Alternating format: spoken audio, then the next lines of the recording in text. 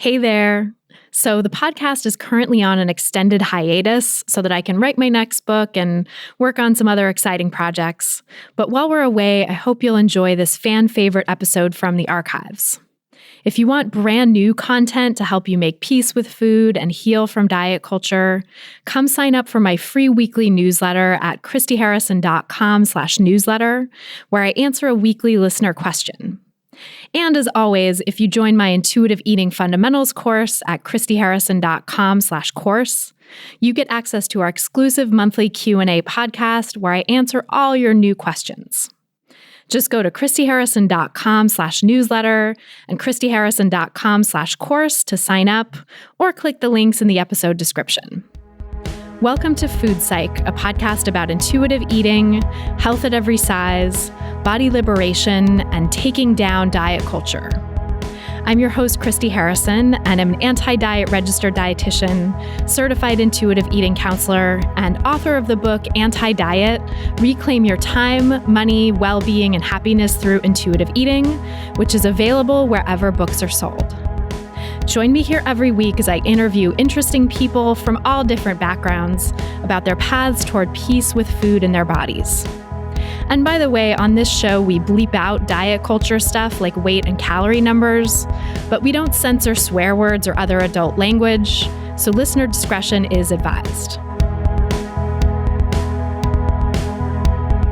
Anti-diet revolution, we're for health at every size. Eat the foods you like. Food Psych. Hey there, welcome to episode 192 of Food Psych. I'm your host, Christy Harrison, and today I'm talking with social psychologist and weight stigma researcher Jeffrey Hunger, which is really a great name for someone in his line of work. We discuss why we can't fight weight stigma while also advocating for weight loss, how quote-unquote wellness has been co-opted by diet culture, aka what I call the wellness diet, why we need to do more than just tell people diets don't work, the role of critical thinking in taking down diet culture, how weight stigma shows up in the gay male community, and so much more. It's a really great episode. We cover a lot of ground, and I can't wait to share it with you in just a moment. But first, I'll answer this week's listener question, which is from a listener named Erica Brockway, who writes, I became vegan for ethical reasons 3 years ago, but as someone with a general interest in health and a past of restrictive eating, it quickly became more health and weight loss motivated. There's a subcategory of vegans and plant-based doctors online who promote a very low-fat diet and focus on eating quote-unquote whole, unprocessed foods while strictly avoiding oil. I became so invested in this way of eating and really believed that if I followed it, I would avoid all disease and live a long, healthy life while being slim. I believed that cravings would vanish if I stuck to this way of eating long enough because that's what I was told. Long story short, that didn't happen. I eventually was not able to mentally sustain this diet and ended up eating lots of calorie-dense foods, especially peanut butter and anything sugary. I should also add that I have become anemic and have an addiction to coffee, so I feel tired a lot and very drawn to sugar. I've been listening to your podcast and loving it, and I now realize that it is okay to have treats, but I seriously eat so much sugar, and I genuinely miss the days when I wasn't so drawn to sugar. It's like I can tell my body wants a balanced meal, but a lot of times I just crave sugar and processed foods. I want to be intuitive, but I don't trust that my intuition is really telling me what my body needs anymore. So thanks, Erica, for that great question. And before I answer, just my usual disclaimer that these answers and this podcast in general are for informational and educational purposes only and aren't a substitute for individual medical or mental health advice. So first of all, I just want to underline that that was a really restrictive diet that you were on. And so I really empathize with you for feeling like you can't sustain it. And of course, you were deprived eating that way. Of course, you were bound to react and not be able to stick with it. And this is really an example of what I call the wellness diet, which pretends to be about health and wellness, but is actually just another sneakier form of diet culture for the modern age. The wellness diet really has a lot of sneaky diet language that it uses, and there's lots of examples that I could give of like sneaky diet culture phrases that the wellness diet has made popular. But one of the phrases that you mentioned that really jumps out at me is that quote unquote cravings would vanish.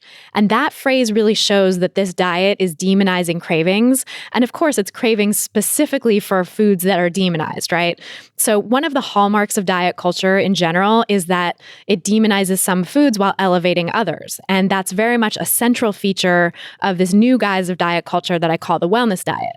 So the weight stigma aspect of diet culture may be de-emphasized in some of the iterations of the wellness diet that we see today, although weight stigma is always subtly present in the wellness diet, as I discuss in my interview with Jeff Hunger, which you'll hear shortly. But the moralization of food and the demonization of certain foods while elevating others is really front and center in the wellness diet, and that's one of its big tells. So I think it's interesting that you're not trusting your intuition telling you what your body needs because it's telling you to eat certain things like sugar and processed foods. And so you're mistrusting that. And of course, the wellness diet deems those foods quote unquote bad. But I bet if you were craving foods that the wellness diet deemed quote unquote good, you wouldn't be second guessing your intuition like this. And that's another hallmark of the wellness diet, is that it makes us question ourselves and second guess ourselves when we want things that are not diet approved. But the reality is that our bodies are very good at getting what they need. They're very good at surviving. They evolved over millennia to be able to survive famines. And these cravings that you're having are so understandable given the restriction and deprivation that you went through on this diet. So research really shows that when people are deprived of food overall, when they don't have enough food overall, they really end up gravitating towards carbohydrates in particular, including sweets. Sugar is a form of carbohydrate, because these are the quickest sources of energy for the body. They break down the quickest in the bloodstream, give you that, shot of blood sugar that you absolutely need in order to not starve and in order to get things done and have energy. And that's super important when you're in a famine, which is really what diets are. So the third edition of the book, Intuitive Eating, goes into this a little more. It has a discussion of the science behind this for anyone who's interested. But just a trigger warning for that book, I would definitely recommend the third edition as opposed to earlier editions. But even the third edition has some lingering diet culture moments in it. The author's newer book, the Intuitive Eating Workbook, is much better on that front, although I don't know if it has the discussion of carbohydrate cravings in there. But they have a forthcoming fourth edition of the main Intuitive Eating book that I'm assuming will still have that discussion and will also likely be pretty diet culture free at this point, because I know that's one of their main goals in revising the book. So the science behind carbohydrate cravings is really there, showing us that when people are starved, when people are deprived, as in a famine, aka a diet, they really gravitate preferentially towards foods that are high in carbohydrate, high in sugar. And really, it's no coincidence that people's quote unquote binge foods tend to be carbohydrate rich. And on diets, we're also drawn to energy-dense foods that have more fat in them, which is another important way that our bodies keep us alive in times of famine. They seek out these energy-dense foods and help us maintain energy in a situation of scarcity. So it only makes sense that you'd be drawn to more quote-unquote processed foods right now, and calorie-dense foods. Like you said, I prefer to use the term energy-dense because the word calorie, while it really just describes a unit of energy, it's so loaded with diet culture baggage that it can be triggering. So I just like to say energy to remind us all that that's what is in food. It's just energy, and that's good. And so driving you towards these energy-dense foods is another way that your body is helping you survive the famine. So, again, you've been restricting food in general, and you've also been restricting these foods in particular. And so having the sort of response where you're driven preferentially towards these foods now makes a whole lot of sense in the context of your body doing what it needs to do and keeping you alive. So when you find yourself eating more of these foods, I don't want you to beat yourself up about it. I would love to have you reframe your thinking so that you're not thinking there's something wrong with you anymore, the way that the wellness diet wants you to believe, but reframe it to say that, this is just your body doing its job to keep you safe. And it's responding to diets the only way it knows how, and the reason that we're here today is because millennia ago, our ancestors evolved to have this process, this way of responding to famine. And so we survived as a species. And I know it sounds like you're really craving more balance in your eating, or you're worried that you're not eating quote unquote in balance. But the reality is that balance really happens over time. Balance in eating is not something that happens on a meal to meal basis, or even necessarily a day-to-day basis. It doesn't mean that you're always eating quote unquote perfectly balanced meals, right? For you, given that you swung so far in the direction of restriction, it's completely understandable that you would now be swinging the other way, and that you'd be eating lots of the things you were so deprived of and just trying to make up for that restriction.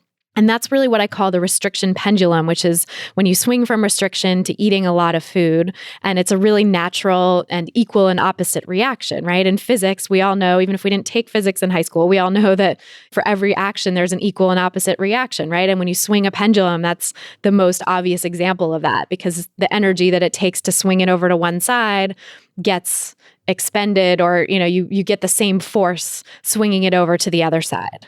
And there's also this phenomenon that I call the honeymoon phase, which is basically the same thing in regard to eating the certain types of foods that were formerly off limits. So the restriction pendulum is really when you're not eating enough food overall and you're restricting your food intake, you're not getting enough, you're swinging back to eating all of the food, to eating lots of food and having a real abundance of food because you were so restricted. The honeymoon phase is when you were swinging over to the side of deprivation of specific kinds of foods, and now you swing over to the other side of wanting to eat those particular foods all the time. And actually having a honeymoon phase or having a pendulum swinging back from restriction phase really is your body's way of finding balance after deprivation, after the restriction of diets. And that is balance. So of course, eventually you'll move into a place where you feel like your eating is more balanced in any given day as well, where you're not drawn exclusively to those foods that were formerly off limits, and where you have more variety because you trust that you're allowed to eat whatever you want whenever you want it. And so you can truly listen to what you actually want in that moment without this sort of fear of things being taken away again, or this reaction against deprivation, because you won't be deprived anymore. But it's important to know that even when you find that place of equilibrium after recovering from diet culture, which takes time, so don't expect that to happen overnight, but when you do find that place of equilibrium, you're still going to eat some quote unquote processed foods and some sweets and some other foods every day probably. And that's part of your body being in balance. That's part of what balance looks like in life beyond dieting. Because recovery from diet culture doesn't mean that you only eat quote unquote unprocessed, quote unquote whole, quote unquote clean foods and never crave sweets. That's the myth that diet culture sells us of what it looks like when we're not dieting, but that's just not true. That's not how intuitive eaters eat. We intuitive eaters really have those foods in addition to the fun foods and the things that diet culture demonizes, and don't judge or make anything off limits. So really in an intuitive and peaceful relationship with food, we're eating processed foods, we're eating sweets, we're eating fun foods, and we're also eating some whole foods, quote unquote, some plant-based, quote unquote foods, some foods that diet culture deems, quote unquote, healthy. And we're not discriminating against either of those types of foods. So nothing is off limits. We're just going based on what we feel like eating, what our taste, is guiding us towards, and eventually some potential attention to nutrition.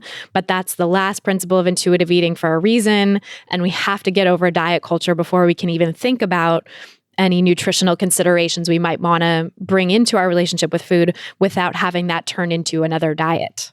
The other thing I want to point out here is that while it's absolutely possible to be vegan for ethical reasons alone and not for quote unquote health or weight loss, it's extremely hard to do that while living in diet culture. And for anyone who's recovering from disordered eating right now or has a history of it, I'd really think twice about embarking on a restrictive style of eating like veganism while you're recovering. There are exceptions to that, of course, but they're very rare in my experience. Those exceptions are very rare.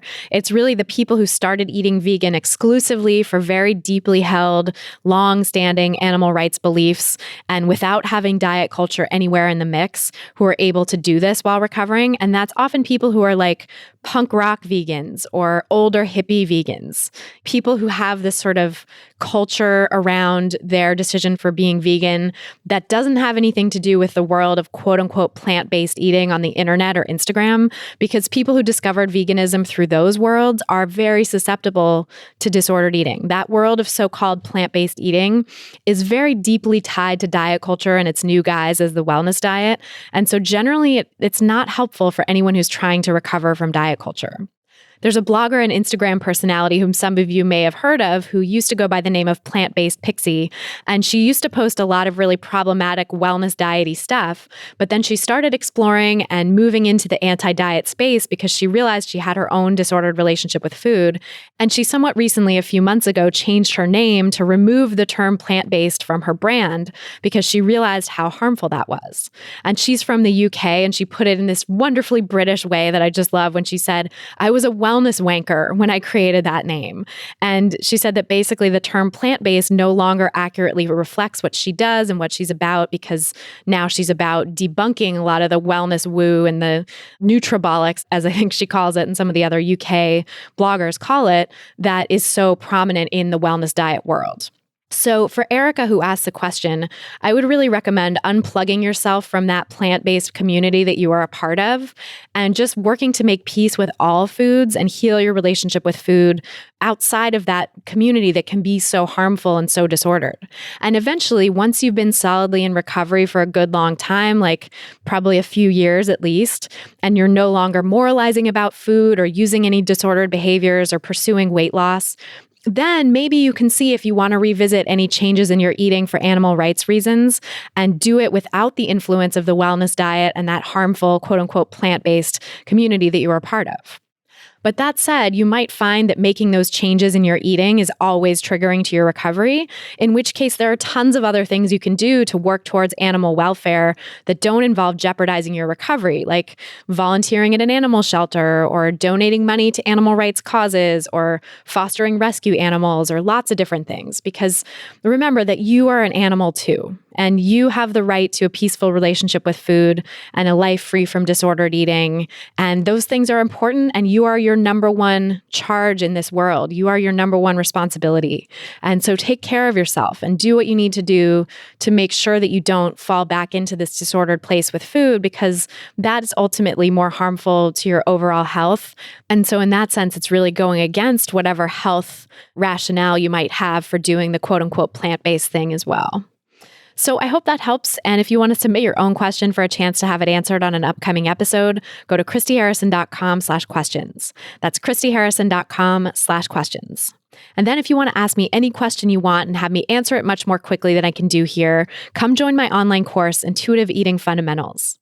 When you sign up, not only do you get a wealth of audio and written content teaching you the principles of intuitive eating, but you also get an exclusive monthly Q&A podcast where you can ask your own questions and listen to hundreds of answers I've given to other people already so that you can work through the sticking points in intuitive eating and really put it into practice in your own life.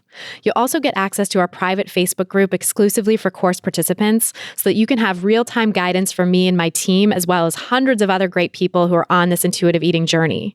One of those is a participant named Samantha Brown, who recently shared this on her public Facebook page in a post about resources to learn more about body positivity. She said, "A word on books about intuitive eating. I don't recommend them because intuitive eating has morphed too much into the realm of the wellness diet.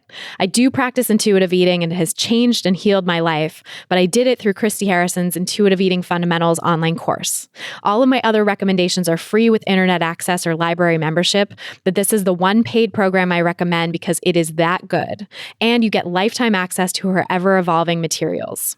So I love getting feedback like that about the course, and it really is ever evolving because, as I've mentioned before on the podcast, I'm getting ready to release a big update to the course materials in just about a month, since I've now been teaching this course for 3 years. So now is a great time to join because you'll get all the content that people are loving now, plus free access to all the updates as soon as they're released.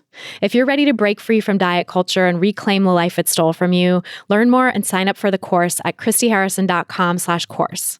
That's christyharrison.com/course. This episode of Food Psych is brought to you by Poshmark. Instead of buying new things, you can shop from millions of closets across America with Poshmark. I got a bunch of new winter clothes on Poshmark this year, and I like them so much that I basically ignored all my other clothes for the entire season, even though I paid a lot more for the other clothes. You can download the free Poshmark app today and shop from tons of brands for all ages and genders, with a wide range of plus sizes available too. Poshmark is the easiest way to buy and sell fashion items, and shipping is easy for both the seller and buyer because items ship super fast. When you see something you want, you can make the seller an offer so that you can get the stuff at a price that works for you. And if you're doing a much-needed closet clean-out, listing your items on Poshmark is easy. Just upload the pictures of your stuff to the app, set a price, and then ship it. No more cluttering your closet with stuff you no longer wear. I've been really amazed at some of the awesome plus size and size inclusive brands that I've seen on Poshmark, like Torrid, Eloquii, Premi, Universal Standard, ModCloth, and lots more. I found a pair of Madewell jeans for just $40 and an amazing ASOS jumpsuit for just $30. You can get $5 off your first purchase just for listening to Food Psych. Download the Poshmark app and enter the invite code FoodPsych when you sign up. That's invite code FOODPSYCH for $5 off your first purchase.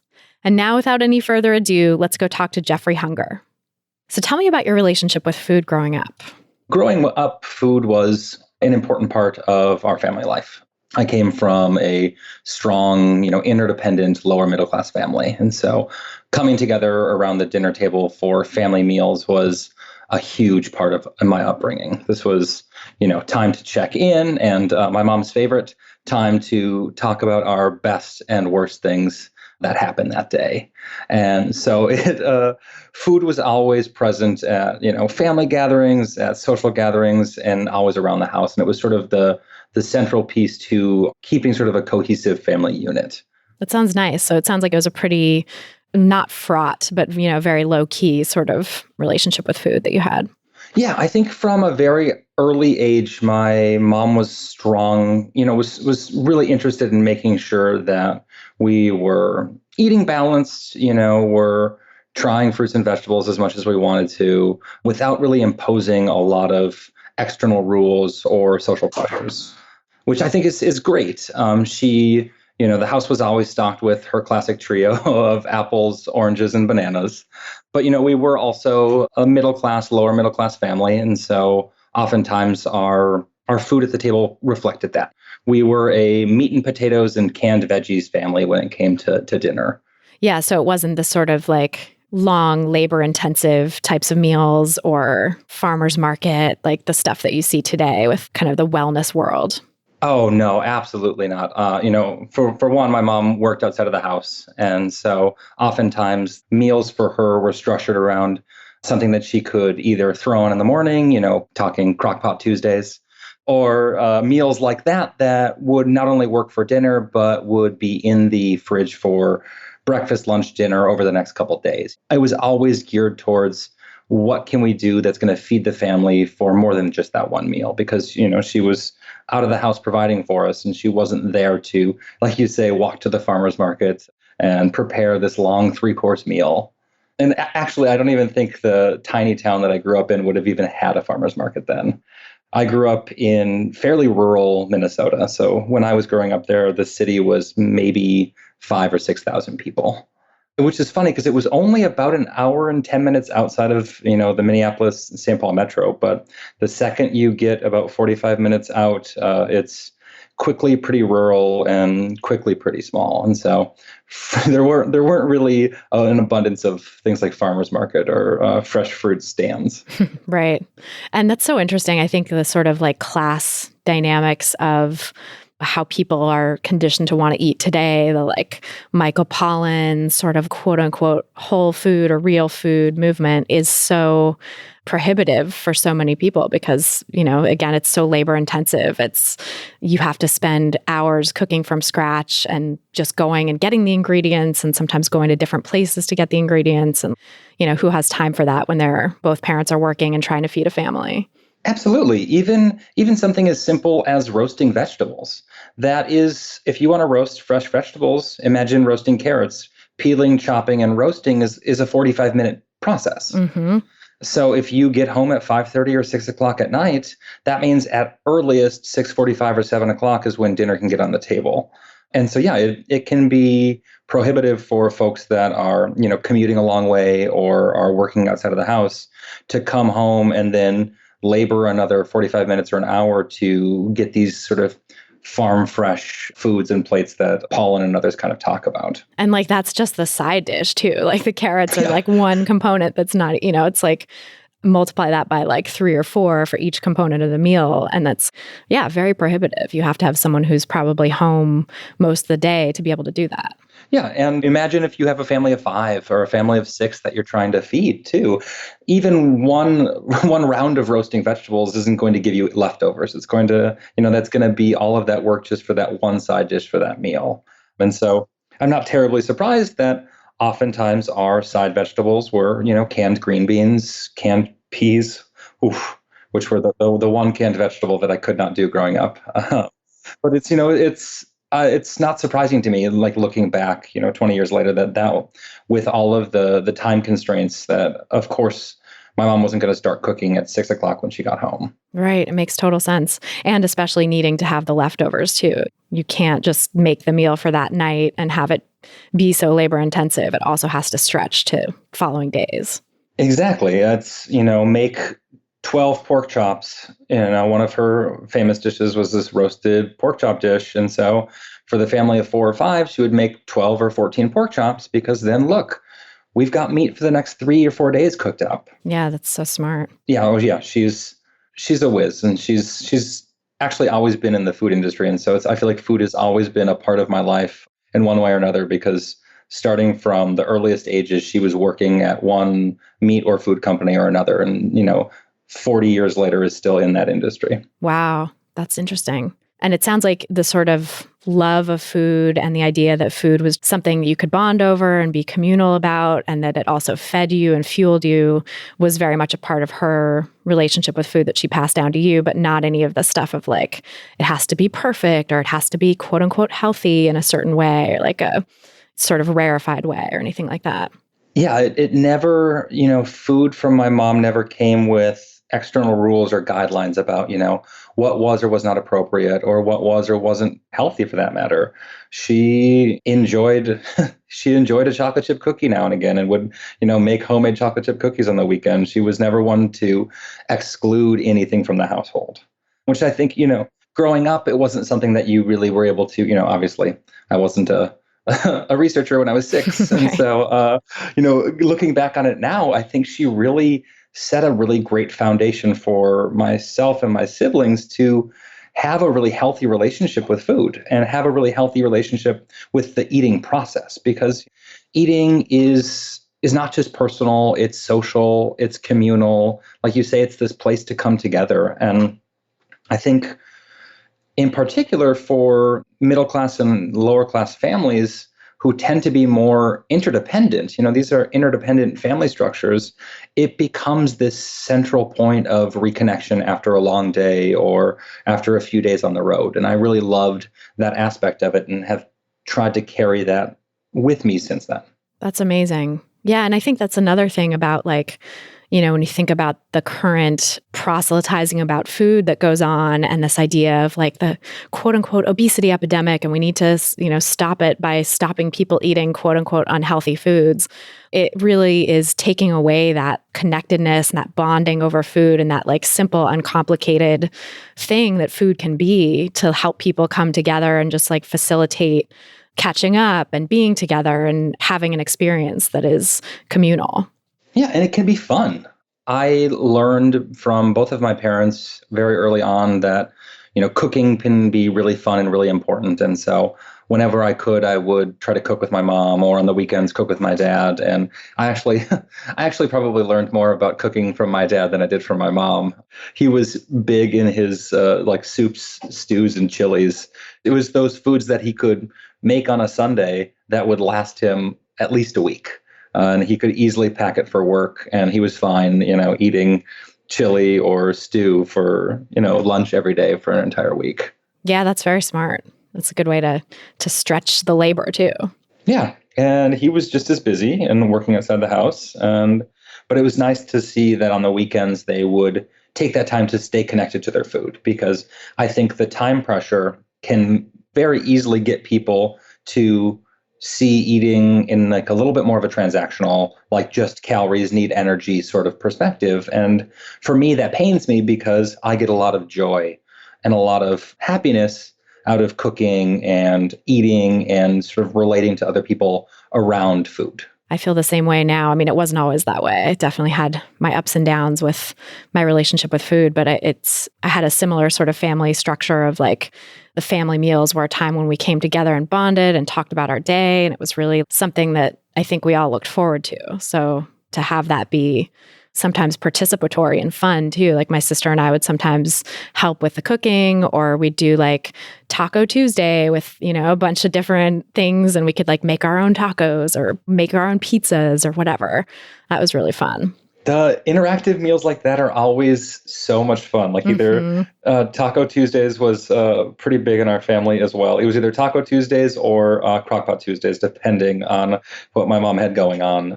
But once I met my partner, his family, one of their big traditions was make your own pizzas on Fridays. They would get together at the end of the school week, him and his 3 younger siblings with their parents, and each get a dough, and the parents would put out just this awesome array of pizza toppings, and it was so much fun. And everybody makes their own kind of flavor profile that they want, and then you can swap and share. And that was actually one of our earliest dates, was with his family over this pizza night, and so it's sort of has held a special place in my heart since then. Yeah, that sounds so sweet and really fun. Like a nice way to be with his whole family. And probably if it was an early date too, it's like that's an important time to be interacting with the whole family. It was embarrassingly like our second date. Wow, you moved fast. We had our first date, and then on our second date, I met his family. And on our third date, I think I went to Easter with the entire family. It was a quick progression that I love to jokingly remind him of. That he, our third date, I had met his entire extended family over Easter. Oh my God, that's so funny. Well, when you know. It's just like, yeah. Gotta do it. 8 years later, we're married, so. Yay. That's awesome. Well, so yeah, let's go back to sort of childhood and how you got from there to where you are now. Because I'm so curious, it sounds like you had a really great relationship with food as a young child. And did it evolve or change as you went through like adolescence, which is often a fraught time for people with food? Yeah, I think for me, the relationship was still fairly healthy. During adolescence, I was a heavier kid growing up, particularly before this huge growth spurt that I had in high school. I think I started high school around 5 feet tall and finished closer to what I am right now, which is 6'1". And so, that came with a lot of body-related self-consciousness for sure.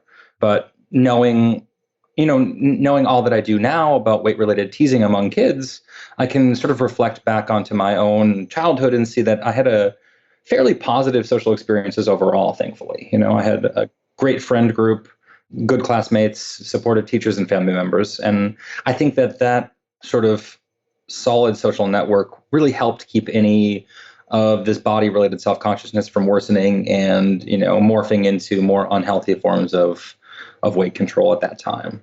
Yeah. So it sounds like you didn't have other people saying something was wrong with your weight, even if you felt like maybe you were a little self-conscious. Yeah, it was at that time. It was a little more self-directed, and thankfully it was not because you and I both know the data on how frequently higher body weight kids are targets of teasing and discrimination, and it can do incredible psychological and physical harm. And so it was thankfully not a common experience for me growing up. I will say, once I was a little older, probably getting into my late teens, early 20s, guilt and body image started to play a bigger role in eating behavior. I had, just come out as gay, which was fantastic and a huge weight off my shoulders.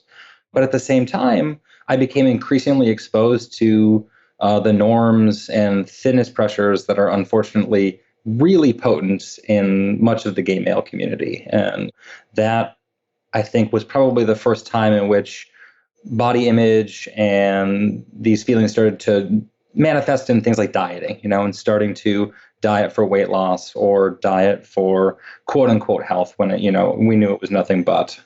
Yeah, nothing but external looks based stuff. Exactly. It was looks based or social pressure based, and all of the reasons we know are strong drivers of maladaptive eating behavior and dieting behavior, and just like diet culture and weight loss or body-related culture is incredibly strong in the gay male community, and still is today, unfortunately. This is a thing a lot of younger queer men deal with in their day-to-day lives. Because if we think about how they are socialized in, not only the expectations to the dominant culture of the thin ideal and sort of these thinness pressures, but how heightened they are and how sort of tied they are to whether or not you are, viable as a partner within the queer community becomes a really salient concern, and I think a really strong driver of a lot of these maladaptive eating behaviors among queer kids. Yeah, it makes so much sense. I mean, the pressure that it's like you have to be thin to be lovable, basically. Thinness holds such a high value, and almost more so, I think, than in certain straight communities, even because, I think in certain straight communities, there's a little more, at least, like men accepting a variety of different body types, and of course individual men maybe having more strict preferences for thinness. But there's, we've seen the research, right, that straight men don't actually prefer women to be as thin as women prefer themselves to be. And so maybe there's a little more flexibility there. But I don't know what the research says or what your experience has been in the gay community of like, why is there such pressure? Why do you think it's so seen as being so important to be thin in order to find love or to find partnership? It's a tough question because I don't think we have a ton of great data on this from an academic perspective. And it's something that I would love to and sort of plan to delve into once I start my job this fall. I'm going to start working more with LGBT populations and queer men in particular, and diving into eating and body image related issues with that community. But it's hard to say because, like you said, it's almost like the level of thinness pressures are on par with, if not higher than we would see among straight women. They're certainly higher than they are among, straight men. And they seem to be matching these levels that we traditionally would be seeing among, younger straight women. And I don't know if this is perhaps a response to staying connected to some dominant society when you are otherwise othered. You can imagine like this being some sort of misplaced response to the stigmatization that the LGBT community faces. Is perhaps one response is to reify and hold closer these dominant ideologies that we know are important to the broader culture. I will say this is incredibly speculative, but it's interesting to think about because we don't really know, but we do see that for the most part, these thinness pressures are widespread throughout the queer community and seem to be particularly damaging.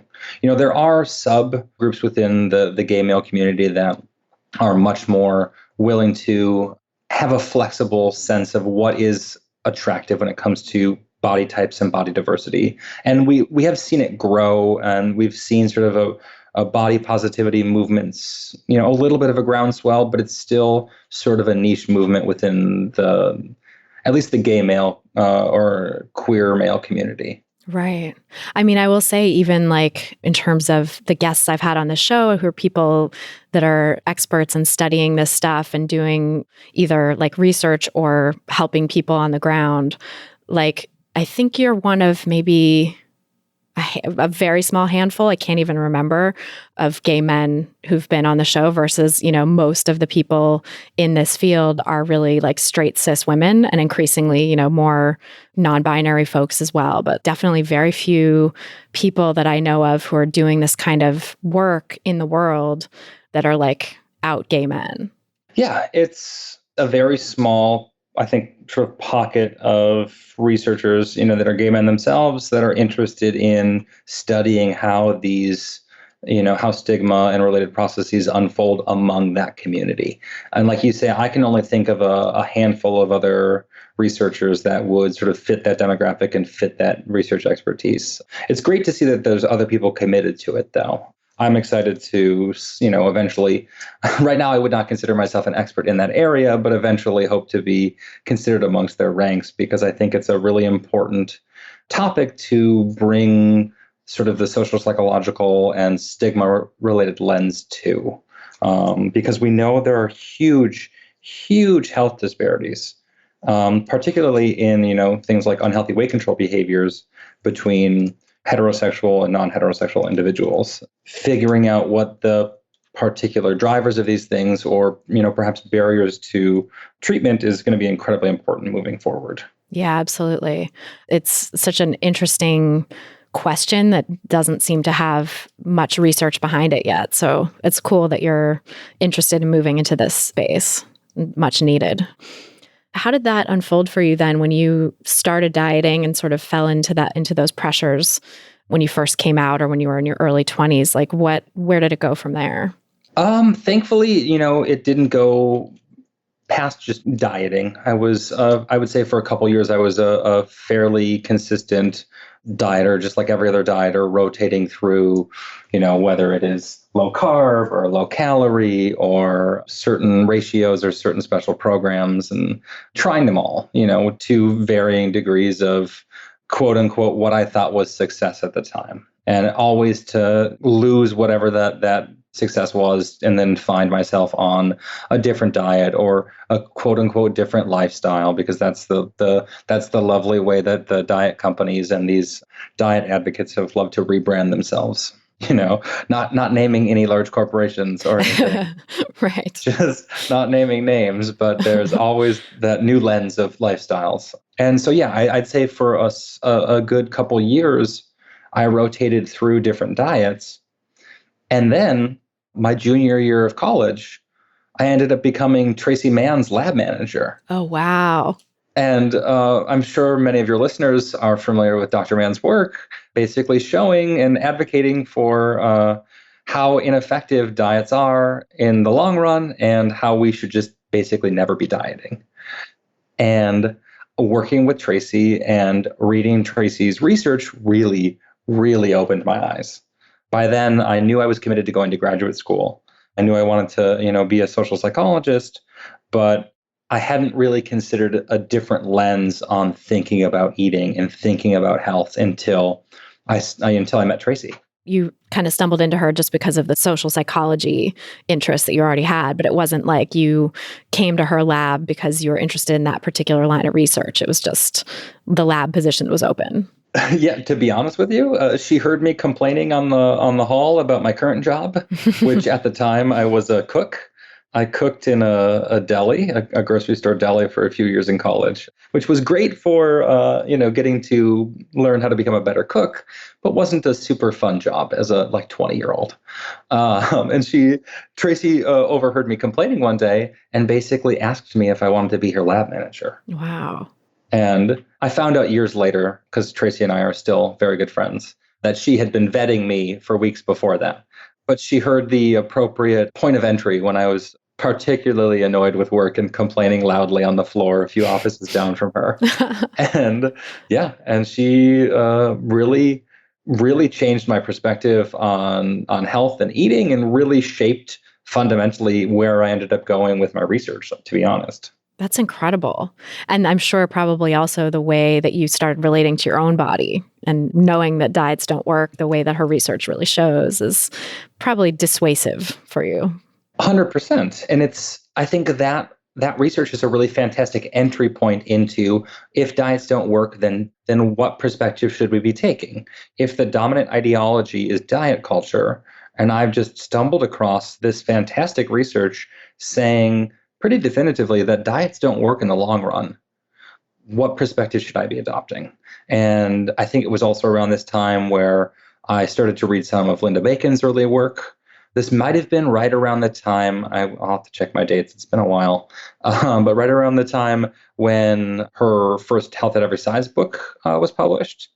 And it was really this sort of confluence of a few different things that the dominant ideology had just been completely undercut by reading Tracy's work. And then Dr. Bacon's work was just right there and had this immediately useful alternative framework, an alternative lens to really how we think about health and weight. And it was incredibly transformative. Yeah. And how lucky that you sort of stumbled into Dr. Bacon's work then too, when it was like, okay, now what? What do I do with this? Yeah, because you can imagine that if we just tell people that the dominant ideology, that this diet culture does not work and don't say anything beyond that, all we're left with are a bunch of people that are confused and hopeless.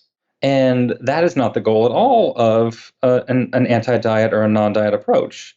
That is just step one, is like, let's just reconcile, what you think we know or what we think we know with the data. And it is that in the long run, I don't have not to harp on this, but like in the long run, we know diets don't work. And so it's like, once that is accepted, which, we know can be challenging in and of itself. But once we get that notion accepted, then it's like, how do we scaffold up a different type of relationship and get it to a different type of culture, with respect to how we relate to food and our bodies and our self-image. Totally.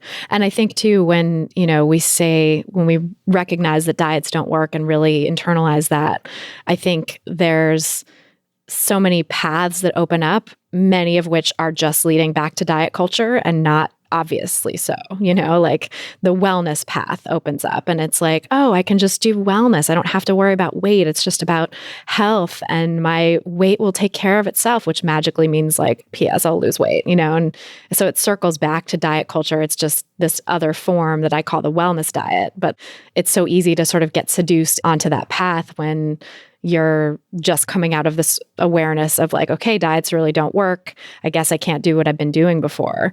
And so finding health at every size at that time, I think is really fortuitous because there's so many other things you could find at that moment that wouldn't be that helpful, actually. Oh, 100%. Like you said, the wellness diet or this wellness approach is incredibly enticing because it offers up a lot of the same fundamentals that diet culture does. And so it's comfortable enough.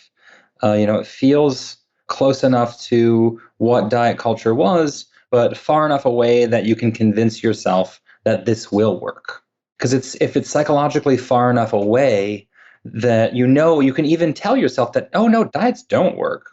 I can admit that in a heartbeat. Have you seen this research? No, I'm on a wellness plan. So the wellness plan is going to work. It's going to make me healthier, which is often just used as coded language, like you say, for telling people it's going to make you lose weight. It's going to thin you out. That's what we mean when we say healthier. It's just with a wink. And we're seeing this as large corporations that were previously weight-oriented are trying to rebrand themselves as wellness-oriented while not really changing any of the underlying infrastructure. If what's under the hood doesn't change, just because you slap a different paint color on a car doesn't really change that it's not still a car. Yeah, that's so true. And it really is like the underlying scaffolding of it is the same. But you're right that it sort of seems far enough away from what you knew and yet still familiar enough to feel like, okay, I'm safe here. Because I think that sometimes when people first come to health at every size and intuitive eating, they sort of feel unsafe because it's just like jumping without a net. It's so far afield from what they've known. And this idea that like you could just sort of not have weight be a thing that you're focusing on and not have quote unquote health in the way that it's currently packaged and sold to us in diet culture be a guiding force, but that you could do something completely different and really like trust your body and trust yourself kind of maybe feels like a bridge too far for a lot of people. So I think wellness is sometimes like that first stop. And I think a lot of people too, not enough people, but I think a fair number of the people that I've talked to on this podcast and in my coaching programs and stuff have gone down the wellness rabbit hole after realizing diets don't work and wanting to get away from diets and then been burned by that too and been like, okay, well, that didn't work either. So now what? And then eventually found their way to health at every size and intuitive eating. And it's interesting because diet culture and, wellness culture both convince you and continue to tell you that you shouldn't be listening to your body. You should not be trusting your body. And that's why that can seem like such a leap, like you say, that you're almost leaping without a net, because for the past 10, 15, 20, 25 years, you've been fed this line that the last thing you should be trusting is your body. You should be focusing exclusively on external rules and what you can and cannot eat, how much you should or should not eat. And so we have just become so disassociated with what our body is trying to tell us one way or another, that I think that's why it's able to sort of suck so many people in that were previously, entrenched in the diet culture, is because it still gives you the rules. It still tells you what you're supposed to do because you don't know how to listen to your body or trust it. And so that's terrifying. That first step into ditching external rules for internal cues is a big one. And that's why it's helpful to have frameworks like health at every size or intuitive eating, and not just leaving yourself, like I said before, at the diets don't work, now what? It's nice to have something to scaffold you on and get you a little closer to becoming in tune with your body and respecting its internal signals and its cues of hunger and fullness. But I agree with you. I think that first leap can often be the biggest barrier for people because it's terrifying. Yeah, it is. And I think you're right that like having those sort of structures that, eventually I think people, when they're truly eating intuitively and truly practicing health at every size, long after having made that leap out of diet culture, it's going to look really different. It's probably not going to look so structured, and like, I know for myself, I came back to intuitive eating because I was born, we're all born as intuitive eaters. And then I was able to maintain that luckily until I was about 20, and then got sucked into diet culture then through losing a tiny amount of thin privilege, basically through like a tiny amount of weight gain, but was able to ultimately recover from like the decade of dieting and disordered eating I did. And now 10 years out from that recovery, I'm like, it's not the structured way that like I even teach it to people when they're first learning it. I don't have to be like, how hungry am I? Or, and even focusing on that too much, I think is sort of a part of diet culture in a way, being like, am I hungry enough to deserve to eat? That's all sort of wrapped up in like people trying to turn intuitive eating into a diet. But I think now it's like I don't even have to be like conscious of it so much. It's just like, oh, I'm hungry. Like I'm struck with this awareness that I'm hungry, and then I go eat. And it's very second nature versus in the beginning, it was much more like mechanical and felt like I had to like be doing something, be practicing something. But I think a really nice analogy to that is starting a mindfulness practice. When you're first starting out with mindfulness, it is a very, very heavily conscious of like, now I'm focusing on my breath. Now I'm tracing sensations, from the top of my head to my feet. Now I'm following my breathing, that there are very conscious, deliberative things that you have to do to get in a mindful state. But as your mindfulness practice evolves and becomes more consistent, those become much more automatic. And you are able to engage in these sort of characteristics of mindfulness in a more or less reflexive way, that they are just a function of how you operate in your day-to-day life. And I think that actually, like you say, is what intuitive eating looks like once it's become so ingrained that it becomes an automatic part of your day-to-day. That is so true. Yeah, you sort of reflexively click into it. It's not something you have to try to do, but it is so conscious at the beginning. It is so much work at the beginning that I can see, that too kind of being a barrier for people to really going into it. It's hard work. Yeah, it takes effort to undo the damage of diet culture. This has been damaging people for decades. And so it's not going to happen overnight, but the benefits of being on the other side, far outweigh any of the challenges that come with adopting and getting up to speed with that type of intuitive eating practice, in my opinion, at least. Yeah, same here. I mean, that's what the picture I try to paint for people too is just like, what could your life be like without this diet stuff standing in your way, without like the constant worries about what am I going to eat, or did I eat too much, or, am I going to exercise enough, blah, blah, blah, like all of this stuff sort of sucking away your mental energy. What space would you have in your mind and in your life without that? That's kind of awesome. Well, and you can also think about swapping even in the beginning of an intuitive eating practice, when it is really cognitively a lot. Like, you think about all of that energy that you said you've just been wasting on worrying, ruminating, and being concerned about your diet.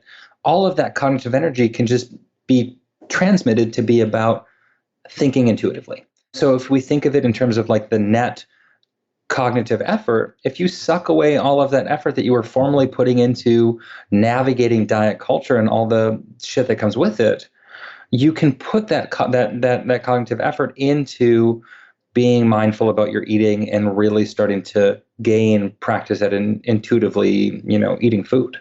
Yeah, that's true because it does take so much work at first that the work, you just sort of substitute the work in one area for the work in another. And then eventually it's not work anymore. And that's like the thing that you have to look forward to with intuitive eating that you can't look forward to with dieting because there's never that time when it's not effortful dieting.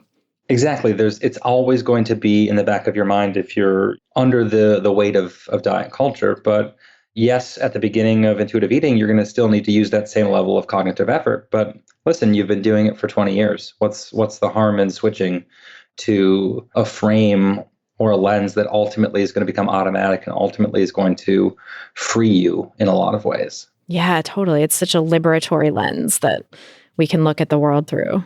Yeah. It's so completely different. Well, I'm so curious about your transition sort of back to that and also how you got from, I think it's a very natural transition, honestly, to kind of go from like understanding diets don't work and starting to learn about health at every size to researching weight stigma because that, it's like that's kind of the basis of diet culture really is weight stigma. But I'm curious how you got to that point.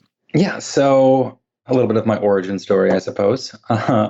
When I was finishing up my undergraduate degree, I took a course on applied social psychology. And in this course, I can still remember it to this day, I read for the first time about this idea of stereotype threat. I don't know if you're familiar with the concept, but it's basically this idea that priming stigmatized groups with stereotypes can ironically make them engage in behaviors that confirm those stereotypes.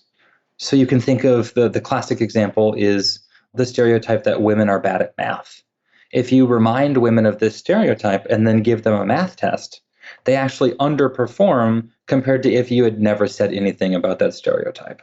I found that fascinating. And it's this idea that stereotype, thankfully, is less pervasive nowadays. And so we don't see the gender math stereotype threat effect as often. But when I read that paper in 2008, it just immediately got me wondering why this hadn't been applied in the weight domain. Because there's all of these really nasty and really pernicious stereotypes about higher body weight individuals, especially when it comes to eating behavior. And so I was really interested in this idea of, well, if we remind or bring to mind these stereotypes, does that ironically make higher body weight individuals consume more food? And it was that idea that just launched what would eventually become the past 10 years of my career. Reading that paper, it was really interesting because it was, again, it's all about confluence of events. Before working with Tracy, I was not super interested in pursuing health when I was in graduate school. And then before reading this paper, I was not really interested in stigma and social identity threat. To be perfectly honest, before those two events happened, I wanted to study impression management and how people self-present in interpersonal relations. It was something completely unrelated to the work that I do now. And if those few little events hadn't have happened, I would not be on this conversation with you right now. I know, that's wild. It's crazy. It's really interesting to reflect on it, a decade later, because I finished my undergraduate degree a decade ago. And without those events happening and without those people like Tracy coming into my life, I really would not have had these ideas swirling together to say, you know what, I want to study weight stigma. I really think this is an understudied area and I really want to do it. And then in 2009, a giant review article by Rebecca Poole came out that was basically laying the groundwork for a lot of weight stigma work that needed to be done.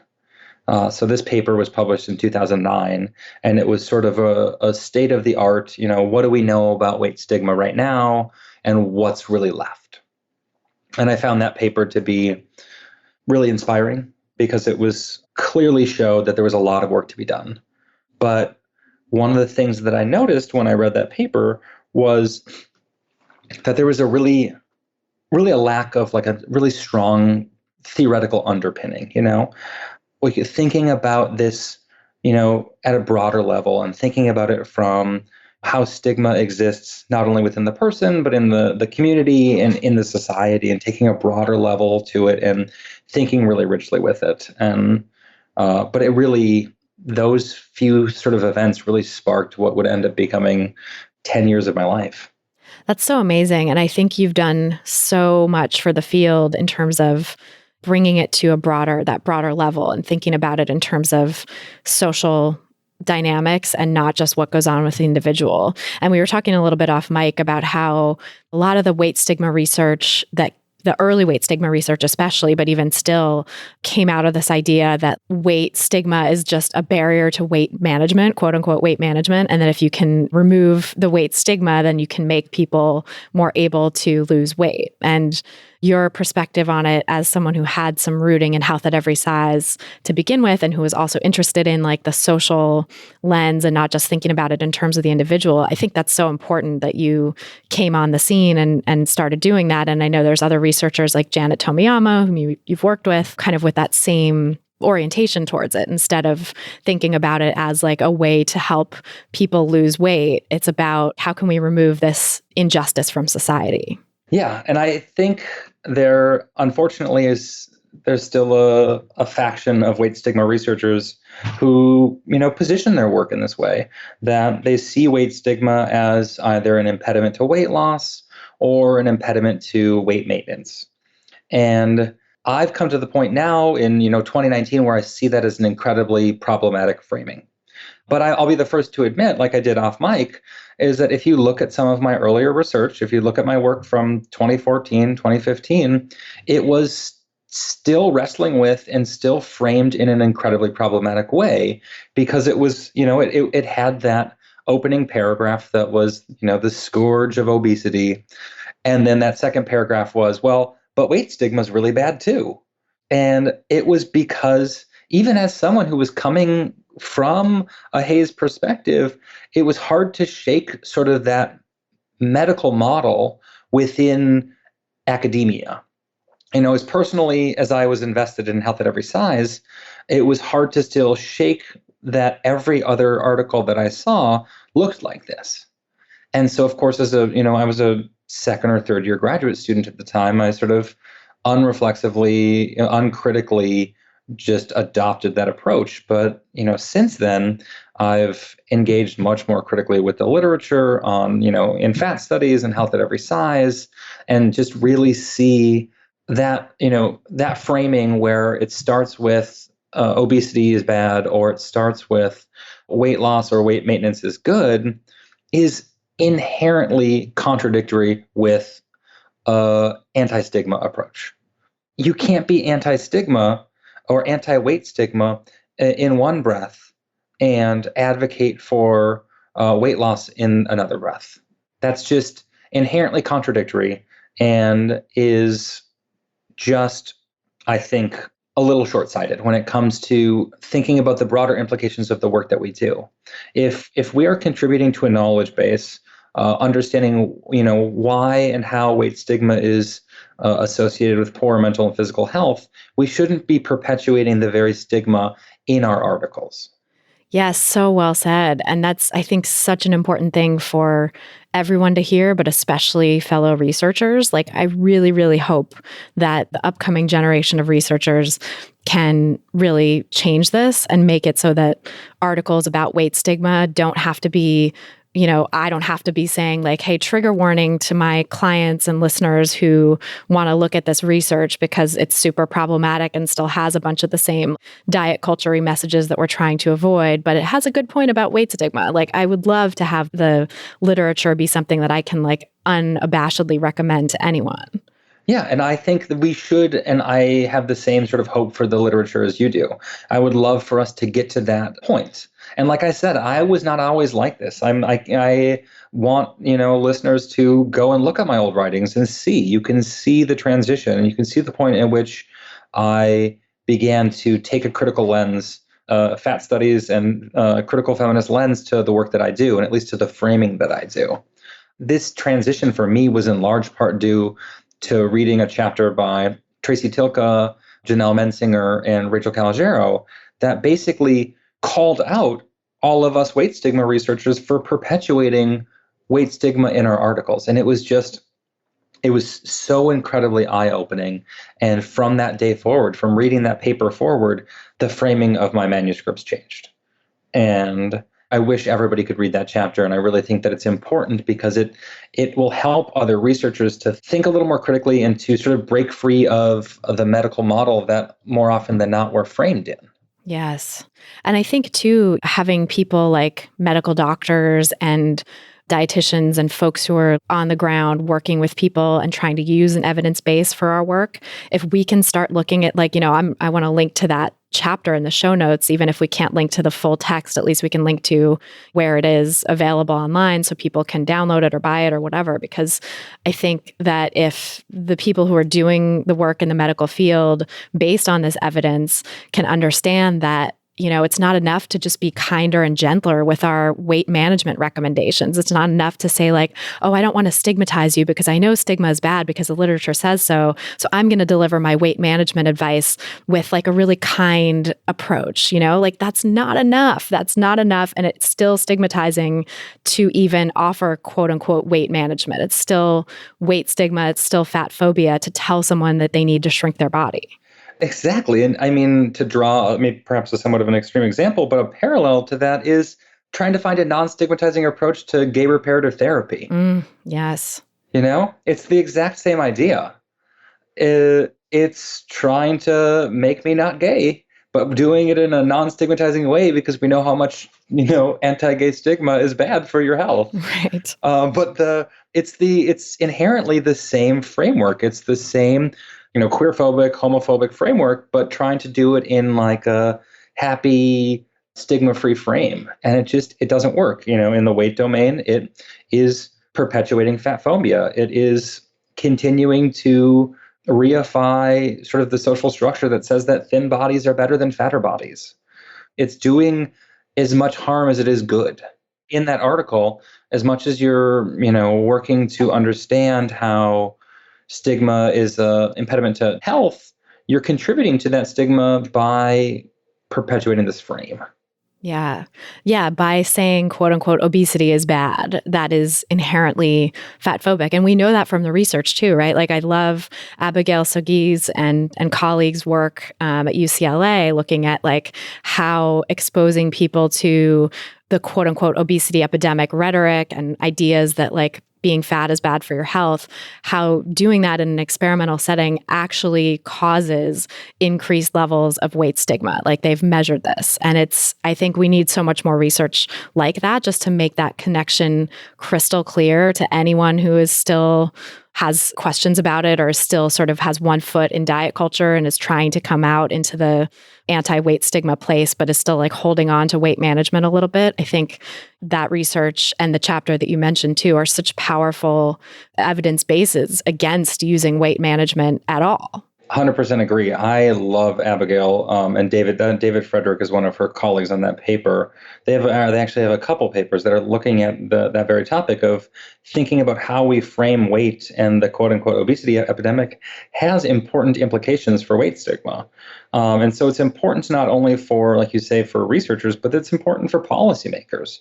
I would love it if policymakers, health campaign and health policymakers could read Abby's work and see just how vastly important the frames, these public health frames that we use are for shaping people's responses to them and for, perpetuating the stigma associated with higher body weight.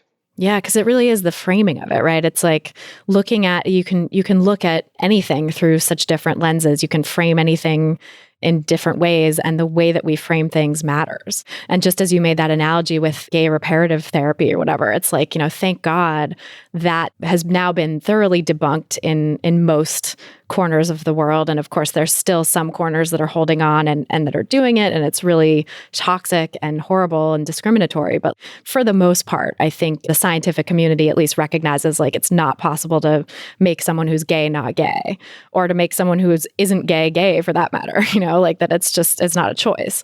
But that I think we need that same sort of scientific certainty, like just to have it on lock that like we all know in this community that weight stigma is not okay, and that making larger bodies smaller is not something you can actually do in the long term, and that it has really severe negative consequences on people's mental and physical health. And so like, let's stop doing it and let's start treating people with dignity and respect that they deserve.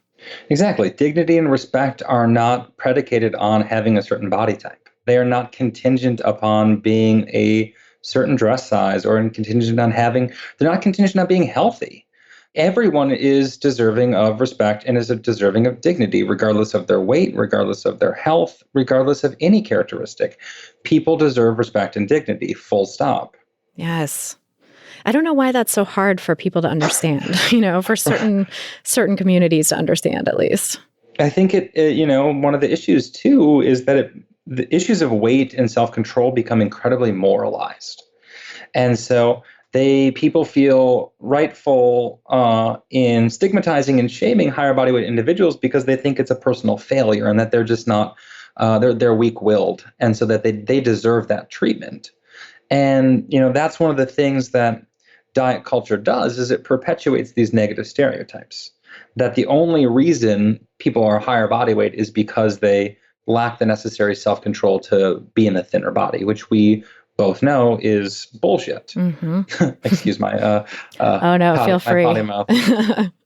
We're all about the potty mouth here. Okay, good. But that's one of the insidious nature, or one of the many insidious aspects of diet culture, is it convinces society writ large that higher body weight individuals lack the necessary self-control to be thin, and it convinces thin people that the reason they are thin is because they have self-control. So it almost works to perpetuate that stereotype in both directions. For higher body weight individuals, they come to internalize that they just don't have enough self-control or willpower to maintain a quote unquote healthy body weight. And for thinner individuals who are probably naturally that way, it convinces them or reminds them that, it must be something about them and their moral courage or their strength that allows them to stay thinner. And that's what makes it particularly challenging to face. And that's why it's particularly important for us to be tackling it in a variety of ways.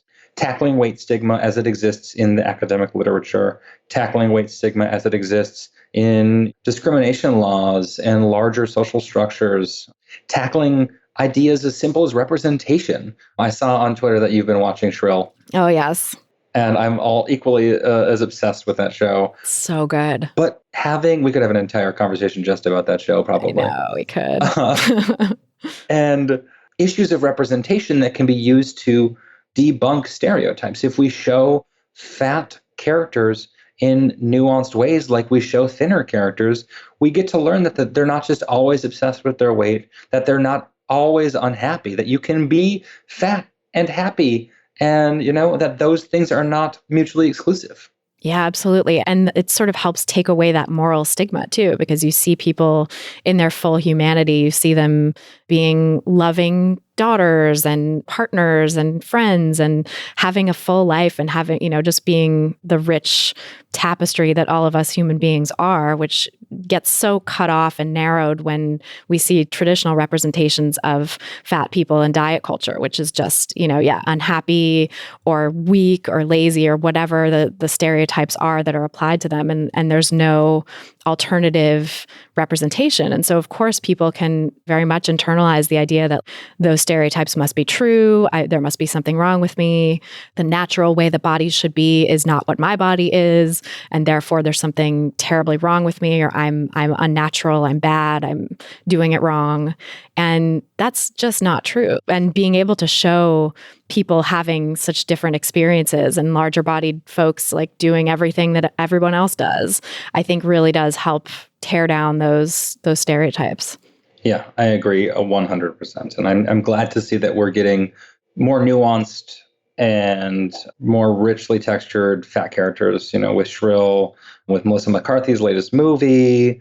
We're starting to see stronger character development. It would be nice to also have, diverse fat characters, but that's obviously another issue is, representation across race and sexual orientation, but it's good to see at least some representation on the weight front. Totally. I think representation of other identities has been sort of in the media and talked about, at least given lip service to, for probably a little longer than representation of larger bodies.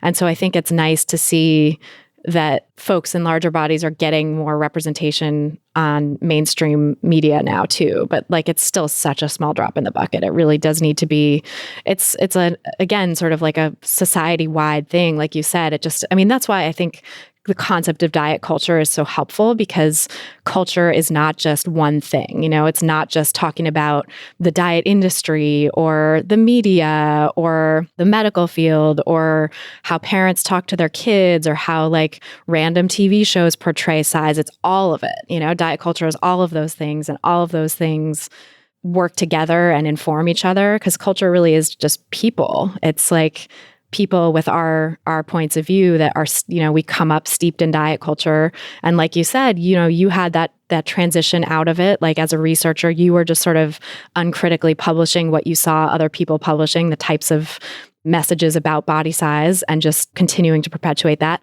As a dietitian, I was like continuing to perpetuate it at the beginning of my career. Came out of traditional dietetics education and worked in quote unquote weight management, and told people that they should be eating more of this and less of that, and that it was their responsibility to change their body size. And it wasn't until I had some kind of wake up calls like you did of reading different things or interacting with particular people or going to conferences that blew my mind and realizing I needed to do better and doing better. And I think that happens like at a cultural level. That happens, it's individuals, but it's also changing the culture. Like the fact that you had that awakening and are now publishing a different type of work, and that you're reading other people's work, and you're sharing with me off mic that like you will now recommend that other people whose work you're reading reframe things and take out the stigmatizing language, that has ripple effects throughout the whole culture. The fact that I came to Health at Every Size and intuitive eating and stopped doing weight management and now do this podcast that people listen to around the world, like that has ripple effects in the culture. I think everyone with any sort of position in any field really can have ripple effects in the culture based on their own transition to anti-diet culture. Yeah, I agree 100%. And I think if we can each take our corner of the culture, taking my area of research and knowing that I've been in the weight stigma literature long enough to be able to use my voice and use my position and advocate on behalf of higher body weight individuals, on behalf of an explicitly anti-stigma approach, and one that doesn't perpetuate this negative obesity management stigmatizing frame, the better. We can lead other people to this, because we can say, look, I was not perfect. None of us are perfect. Not many of us have come at this correct from the beginning. But that doesn't mean we need to perpetuate the inaccuracies and the stigmatizing perspectives that we've been used to doing. If we can reflect critically on our practice, reflect critically on our research, reflect critically on our publications and our dissemination, we can work to undermine this diet culture, which I think is really, just this front for this system that privileges, prioritizes, and glorifies thinner bodies over fatter ones. If we can work to basically smash that hierarchy that says that thinner bodies are better than fatter bodies, and that's how it's going to be, that's how it's got to be. If we take that uncritically, we're just going to perpetuate it. But if we attack it from a critical perspective and delegitimize that structure and delegitimize that hierarchy, we can eventually topple it. Absolutely. And going back to what you were saying about weight stigma research, like how just sort of antithetical it is to the weight stigma research to then turn around and say, and like, let's do this so that we can shrink people's bodies. It's so clear when you talk about that hierarchy of bodies, which really does underlie diet culture, that hierarchy itself is weight stigma. Like diet culture is weight stigma. And so if we want to eradicate weight stigma with all, and we haven't even gotten into what your research has found around the physical and mental health effects of weight stigma, which are profound. And, we've talked about it a lot on the podcast too. Like weight stigma has independent health effects, independent of people's actual body size. And so if we want to actually help people's health and well-being and help them be happier and more fulfilled and, psychologically and mentally better off, then we have to topple this hierarchy, because the hierarchy itself is stigmatizing. Mm-hmm. The hierarchy is, structural weight stigma. It is a structure that privileges thinner bodies over fatter ones, and that says there is one and only one ideal body type. And that is what diet culture is predicated on. If there were more than one acceptable body type, diet culture wouldn't be trying to force everyone into that same one. And it's really trying to get everybody to this false place of an ideal body type. And that ideal body type is a thinner one, in society's eyes. And by thinking critically about how these sort of structural processes underlie a lot of the things that we talk about with respect to interpersonal weight stigma, when we talk about diet culture, and, when we talk about all these different levels, it has to all come back to this idea that we are operating in this system that is designed to privilege one body type over another. And if we can't, we need to successfully, basically, like I said, topple that hierarchy. Otherwise, it's going to be really challenging to change anything that happens underneath it.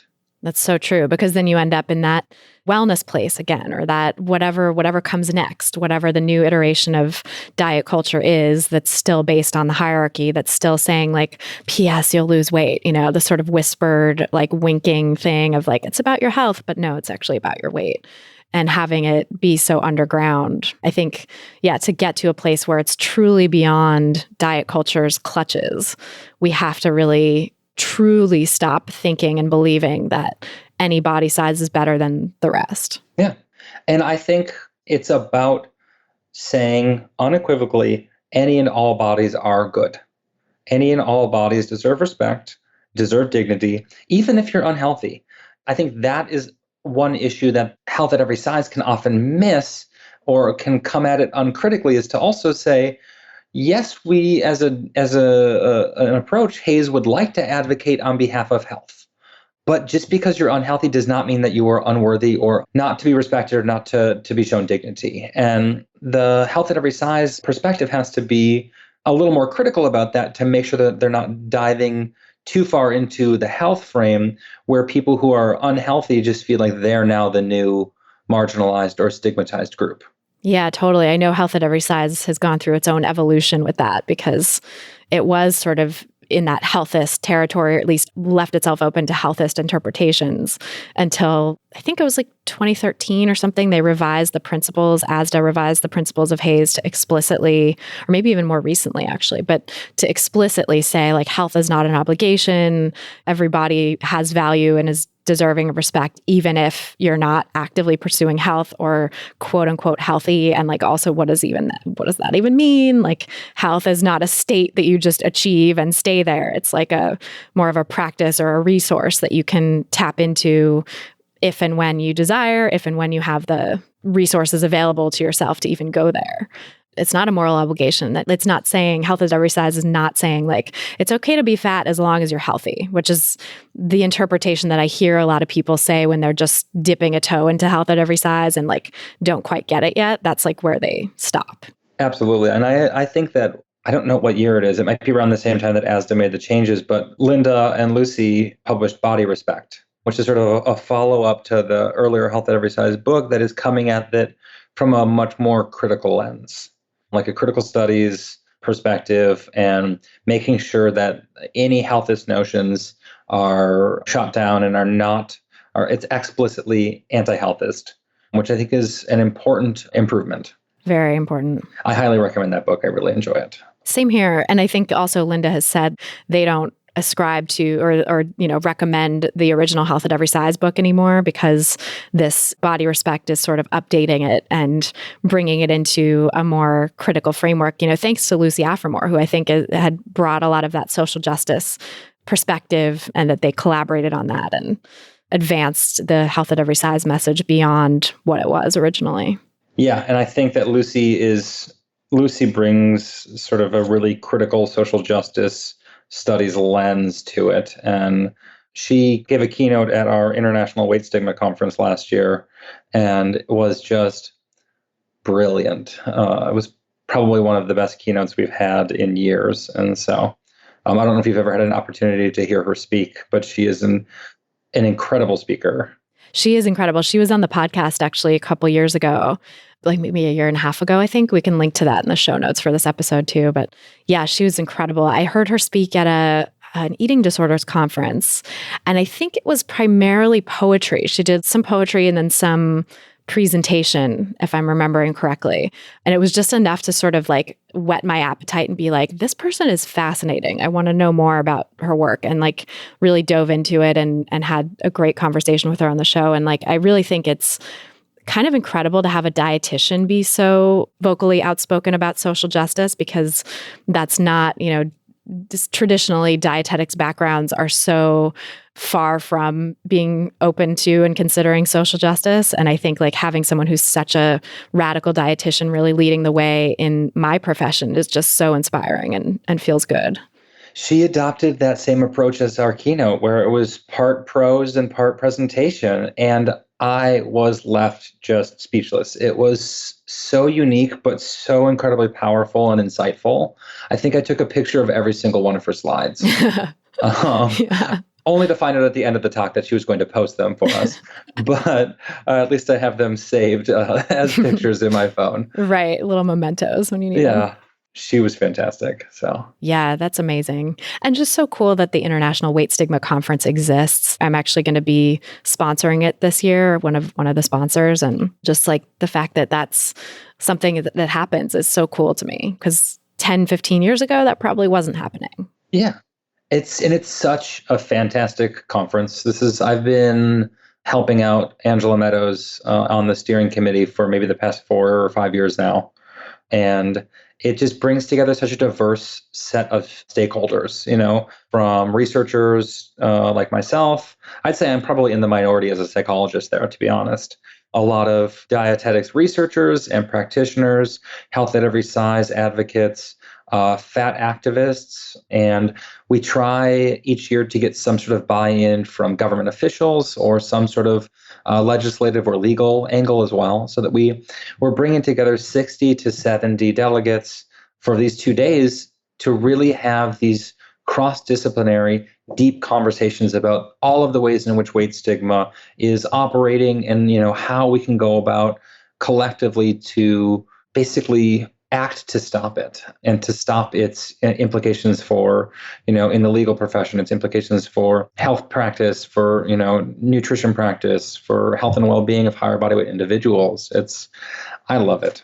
That's so cool. And it's like those ripple effects we were talking about, it's different domains of life that all have effects on people's relationships with their bodies and people's ability to move freely through the world. So yeah, how cool and how necessary that it's really addressing it from all those different angles.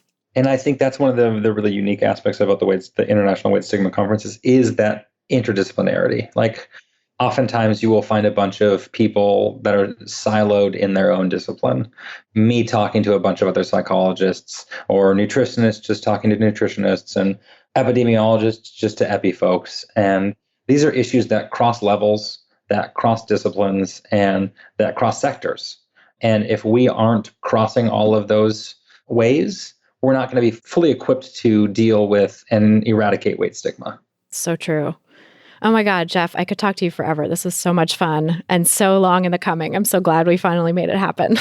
I am so glad that I was finally able to come on. I apologize about having to reschedule a few times. Oh, but no, it was it's okay. Such a fantastic conversation. I loved it. So worth it. So worth the wait. I loved it too. Tell us where people can find more about you and your work and learn about all the cool stuff you're doing. Yeah, I think the easiest way to hear more about my work and to keep up with where I'm presenting or what I'm publishing is jeffreyhunger.com. It's JEFFREYHUNGER. Or you can follow me on Twitter, which is @drhunger. So @Dr. Hunger. Amazing. Also, what a cool name to have in this field. I will say I have lucked out with the last name for helping with recognition. They'll be like, Hunger, aren't you that weight stigma guy? Yep. Yeah. So it's really helpful. It's perfect. Oh, I love it. Thank you so much again for coming on. This was a pleasure. Thank you so much for having me. So that's our show. Thanks again so much to Jeffrey Hunger for joining us on this episode, and thanks to you for listening. If you've gotten something out of this podcast, please help us reach more people who need to hear the anti-diet message, because who doesn't, by sharing this episode on Apple Podcasts or iTunes or your favorite podcast platform. Sharing on one of the Apple platforms helps bring us up in the podcast rankings so that more people discover us, and so that we can continue to drown out those pro-diet messages in the health category. And be sure to subscribe to the show if you haven't already. You can do that by going to christyharrison.com/subscribe. That's christyharrison.com/subscribe. If you're looking for some practical tips to help you get started on the anti-diet path for yourself, you can grab my free audio guide, 7 Simple Strategies for Finding Peace and Freedom with Food. Just go to christyharrison.com/strategies to get it. That's christyharrison.com/strategies.